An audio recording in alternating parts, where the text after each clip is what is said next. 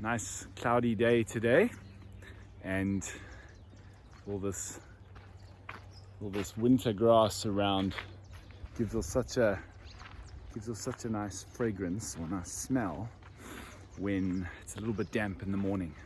I love it. It's very reminiscent for me of growing up on the farm. But what I want to talk to you today about is selfishness. And I feel like there's a lot of selfishness around. I think a lot of people tend to behave in a way that's selfish, and we could say that it's driven by social media and how that's caused us to become more insular. And I'm sure there's a lot of truth in that. But I think there's another factor that we don't consider, and that is how most people try to maximize productivity in every part of their day.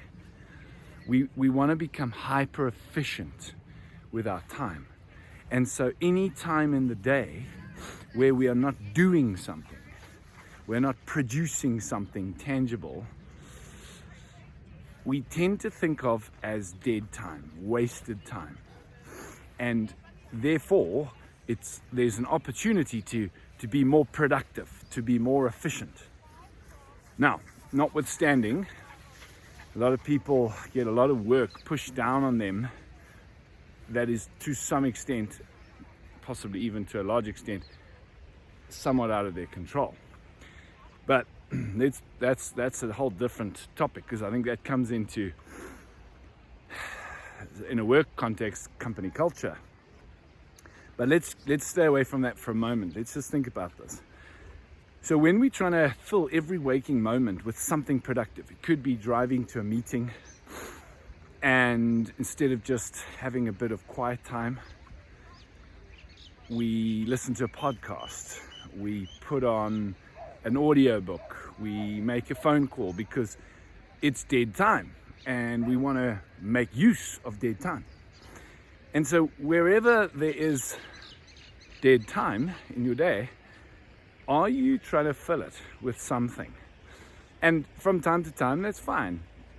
But if that's your modus operandi, if that's your default, is it smart? Is it really bringing more productivity? A lot of studies have shown that the busier we get, of course, the more fatigued we become. The more fatigued we are, the less we're able to prioritize, but also the less we're able to recognize that we're not prioritizing. And so what happens is we think that we are being productive, when actually, in some cases, we're probably just being busy. So when you start to shift how you view dead time or downtime, or empty space is what I like to call it, empty space in your day, notice how the tendency is to want to fill it with something. And see if you can resist that urge. See if you can just honor that empty space. Because when you have empty space, what does it do? It quietens the mind. It allows you time to just settle. It lends itself towards creativity, yeah, because dead time, downtime, empty space creates space for creativity to come through. It also leads to more clarity. And when you have those little micro breaks in your day, you might even like to think of them as little micro rests, micro downtimes. Then what it does is it rejuvenates you. You're not as fatigued, so you're going to prioritize more. All right, but now, this wasn't a video about productivity. This is a video about selfishness. Why is that? Why do I believe that's linked to selfishness? Because when you're trying to fill every little moment in your day with something productive, how then do you respond to somebody who slows you down? Maybe it's a slow driver in traffic. Maybe it's somebody who delays you. Maybe it's somebody who said they'll deliver something and then doesn't follow through on what they promised. It can be many different things. It could even be at the supermarket, someone just walks in front of you or doesn't get out of the way.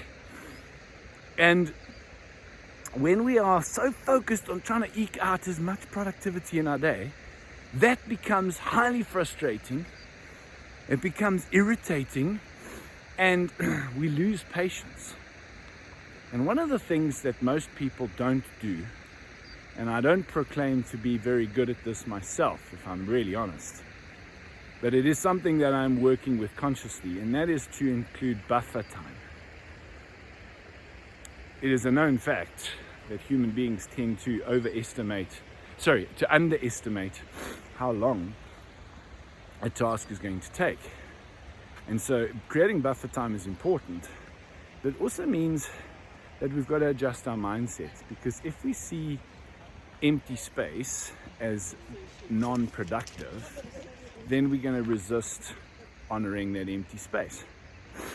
But if we start to realize that that empty space is really what allows us to become more patient with people, it creates more clarity, we become less reactive and more conscious about how we engage. And I think that the selfishness is often driven by the fact that most people don't have patience.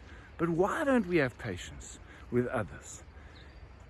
I think a big factor is because we're trying to eke out too much efficiency with our time.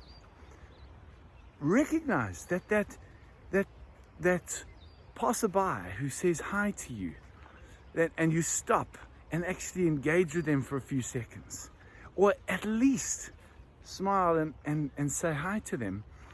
That is not an interruption in your day. That is a qualitative aspect of your day.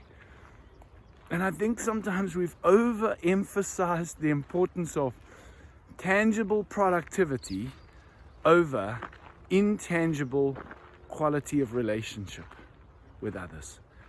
And that's probably what's driving a lot of people's stress as well, because when we engage with other people and we have time to connect with people, it's a stress, it counters the stress. So here's my challenge to you. See if you can commit to just creating some empty space in your day. Create some buffer time. Allow every now and then a little bit of time where nothing productive gets done, and be okay with that. Notice what it does in you. What does it pull up for you? Anyway, I hope you found this an interesting perspective on what might be driving selfishness and stress and lack of productivity. And then think about how you can start to shift that for yourself.